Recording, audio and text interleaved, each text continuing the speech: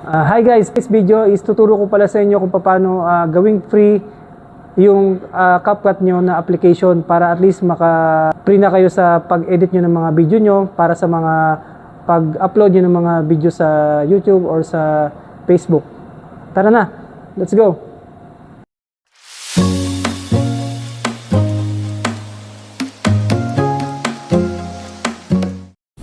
Ang una nyo gagawin, pumunta lang kayo sa Google browser nyo. I-type nyo yung old version ng CapCut and then click APK Pure.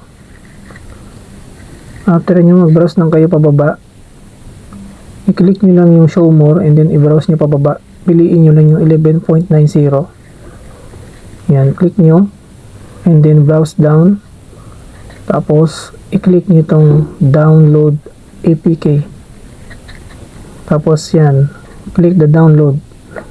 Download again may lalabas, i-click nyo yun, then magda-download na yung file.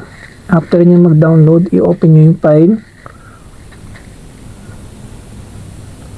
After nyan, i-install nyo yung application.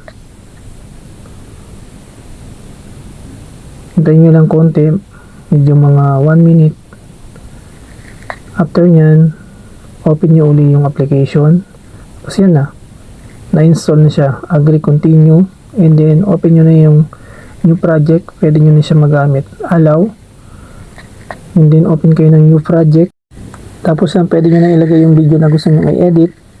Tapos guys, kapag halimbawa nag-update uli yung CapCut nyo ng bagong version, i-delete nyo lang. Tapos mag-download lang kayo ng panibagong application ng CapCut, yung old version. Sundin nyo lang itong step na to. Enjoy guys. Thank you.